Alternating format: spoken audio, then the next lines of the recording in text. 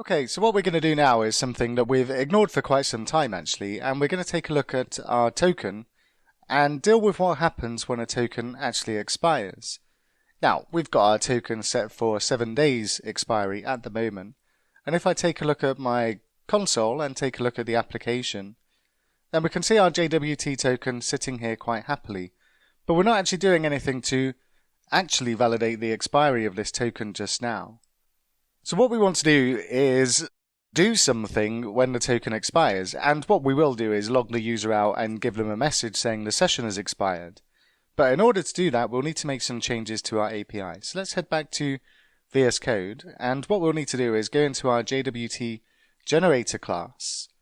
And first of all, we don't really want to wait 7 days to test this functionality, so let's swap the expiry from 7 days to a single minute inside our JWT generator. But what we also need to do is go over to our startup class, and what we also want to do here is actually validate the expiry of the token, because at the moment, even when our token's expired, our server will still accept it. So what we want to do here is say validate lifetime, and we'll set this equal to true, and now this will validate the expiry of the token.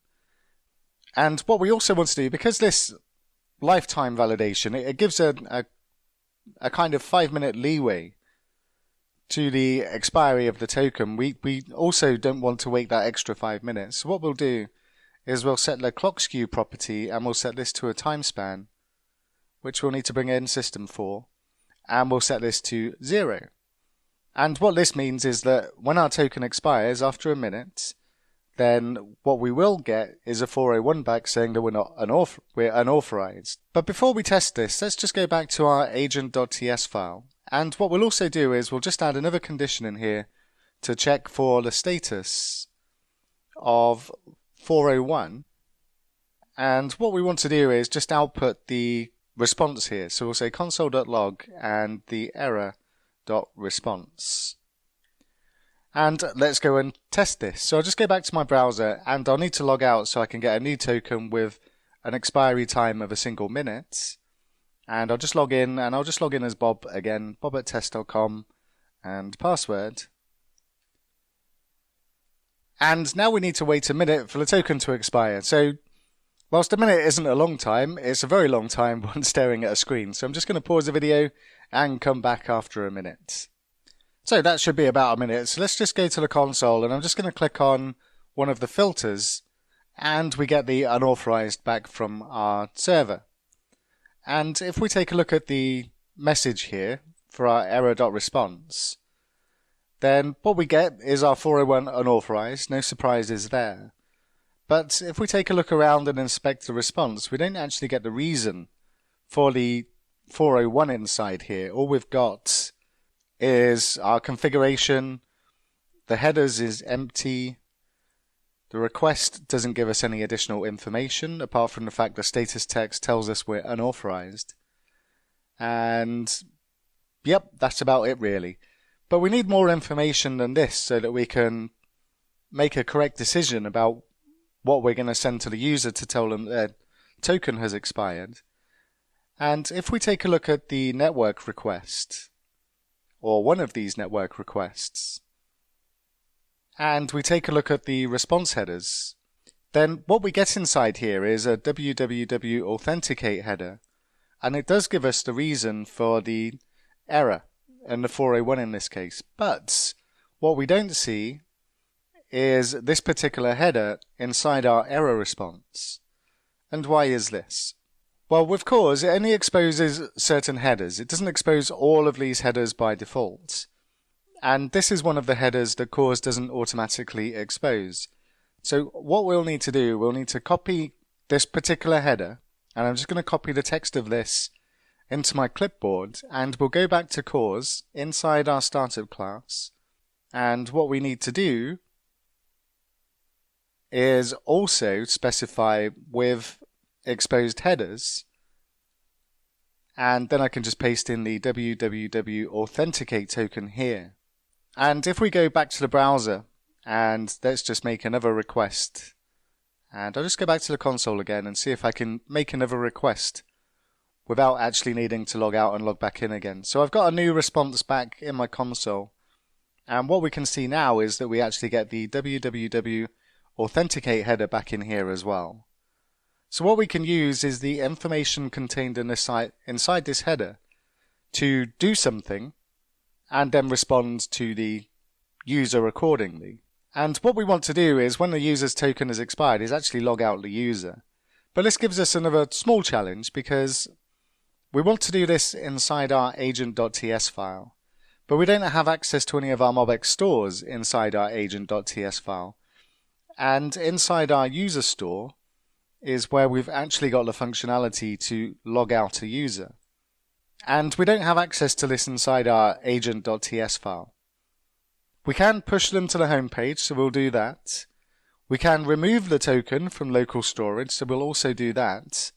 But there's a few other things we'll need to look at as well. So let's just go back to the agent.ts file, and what we'll do is we'll add another check inside here.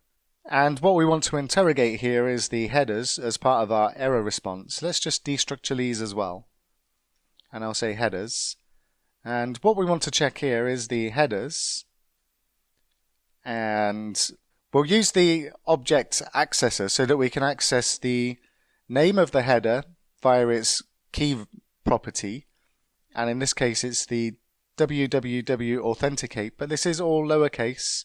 So make sure we convert this to lowercase. And we just want to check that the value of this particular header is exactly what we get back from the server in the response. So I'll just go back and just open up one of these error responses. And what we want to get is the bearer and all of the text inside here, including these two quote marks around the token has expired as well. And I'm just going to copy this into my clipboard. And I'm just going to paste this in inside single quotes. I'm just going to paste in the response there. And now when we get a 401 because the token has expired, we're going to hit this particular condition.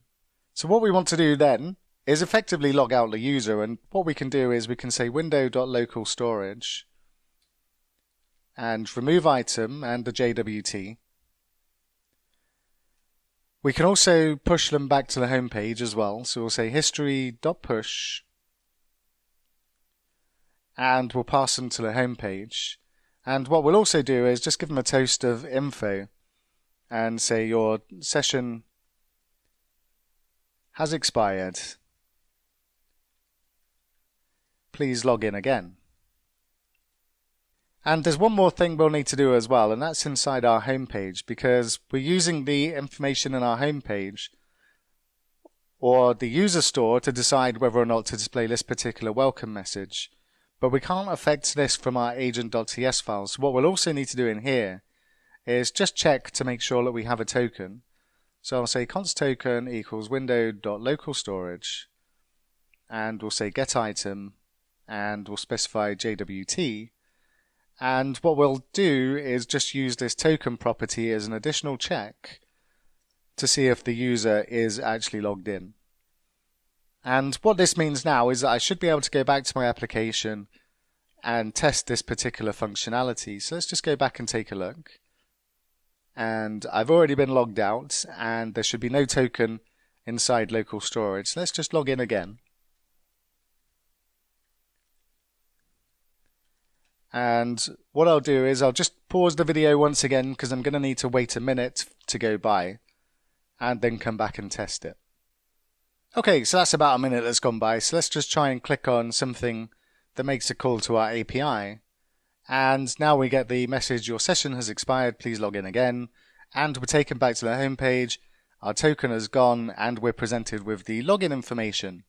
And that's what we're looking for at this particular stage. So what I'll do now is just reset the token expiry time, because having a token expire after a minute and automatically logging us out is possibly the most infuriating thing we could do to any user. So let's just add this back to 7 days in my case. And I'm not saying this is the best way to go about things, by the way, but this does solve the problem that we're trying to solve at the moment, which is to not infuriate our users by having them log in all the time. And our token expiry is probably a bit long to set it to 7 days, but we won't deal with that in the main part of the course. There is an alternative way of dealing with this, and we'll take a look at that in the bonus section. And what I'm referring to there is refresh tokens. But we'll consider this good enough for the time being.